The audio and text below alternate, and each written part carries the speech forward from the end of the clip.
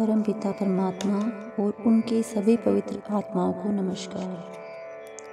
मन एक भयानक शत्रु ही नहीं बल्कि एक लाभदायक सेवक भी है।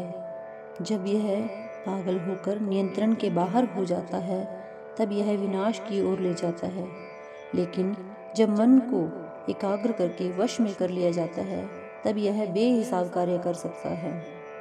नाम या शब्द मिल जाने के बाद हमें मन को वश में करने का कार्य शुरू करना होता है, ताकि यह हमारा मालिक या स्वामी बनने की बजाय परमार्थ के रास्ते में हमारी आत्मा का साथी और सेवक बन जाए। हम सब जानते हैं कि हमारी इच्छाओं का कोई अंत नहीं है और हम कितनी जल्दी इच्छाओं के अधीन हो जाते हैं। इसका मूल कारण यह है कि हमने मन को पूरी तरह छूट दी हुई है कि यह अपनी अंधाधुंध इंद्रियों के पीछे भागता रहे। अगर हम मन को वश में कर लें तो इंद्रियां अपने आप ही वश में आ जाएंगी। चंचल और धुंधली सोच मन के पीछे लग जाने के समान है। यह अनुमानों और भ्रमों की दुनिया में जा बसने और भविष्य की चिंताओं में खोए रहने के समान है। इससे चिंताओं में खोए रहने, दूसरों की परख पड़ताल करते रहने, ख्याली पुलाव पकाते रहने और दूसरों से कई प्रकार की आशाएं लगाए रखने की रुचि जन्म लेती है। इससे इंद्रियों के भोगों और अहंकार को बल मिलता है। बार बार उठने वाले ऐसे संकल्पों विकल्पों का मन पर इतना गहरा प्रभाव पड़ता है कि ये प्रभाव इतने गहरे और प्रबल हो जाते हैं।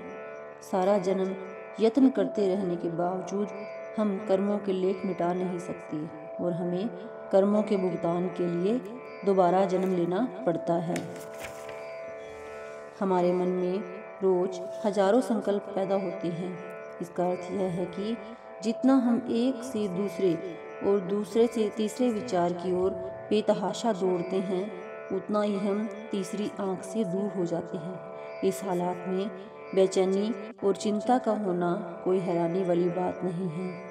इस प्रकार बेतहाशा सोच विचार में खोए रहने के कारण हम अपने मन को सुमरन द्वारा तीसरे तिल पर एकाग्र और स्थिर करने के अनगिनत अवसर खो देते हैं। परिणाम यह होता है कि हम सतगुरु द्वारा दिए गए नाम या शब्द के समय दिए गए सुमिरन की सहायता से ध्यान को तीसरे तिल पर एकाग्र करने का लाभ प्राप्त नहीं कर पाते।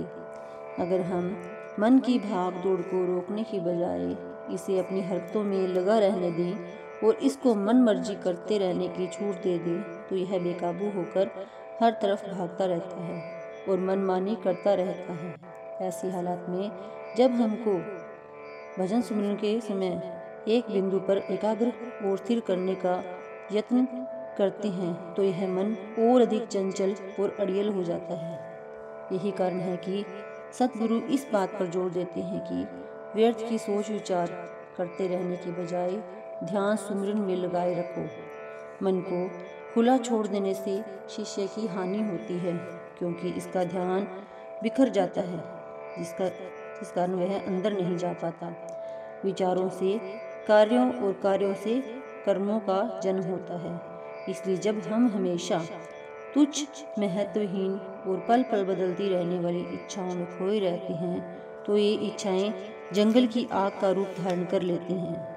शुरू में मन में उठा संकल्प केवल एक छोटी सी लहर प्रतीत होती है, जिसको सुमिरन की लहर द्वारा तुरंत समाप्त किया जा सकता है। पर जब यह संकल्प बार बार उठता है तो यह इच्छा का रूप धारण कर लेता है।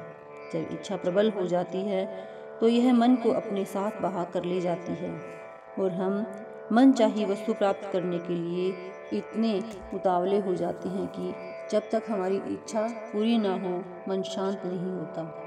जो ही हम इच्छा की पूर्ति के लिए कार्य करते हैं तुरंत ही कर्म का जन्म हो जाता है।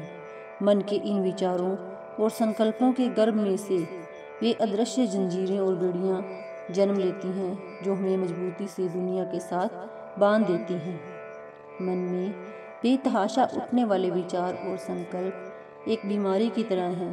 ये हमें इतना कमज़ोर कर देते हैं कि हमारे लिए अपनी आत्मिक शक्ति का विकास कर पाना असंभव हो जाता है। ये विचार और संकल्प एक प्रकार के रोग हैं।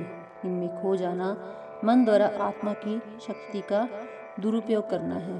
विचारों और संकल्पों में खोए रहने से न केवल आत्मा निर्बल होती है बल्कि अहंकार बढ़ता है, बल्कि इस गलत धारणा को भी बल मिलता है कि संसार सच्चा और स्थायी है और दूसरे लोग और घटनाएं हमारी समस्याओं के लिए जिम्मेदार हैं। जिस प्रकार अमर बेल पेड़ पर पैदा होती है और उसी से ताकत लेकर फैलती है और आखिर उसे ही सुखा देती है, इसी प्रकार मन आत्मा से ताकत लेकर उसी को ही कमज़ोर और मजबूर बना देता है। सुमरन हमें चिंताओं से मुक्त करता है ताकि हम अपने तुच्छ अस्तित्व से ऊपर उठकर अपने अंदर निरोग रखने वाली शब्द की शक्ति से जुड़ सकें। Thank you.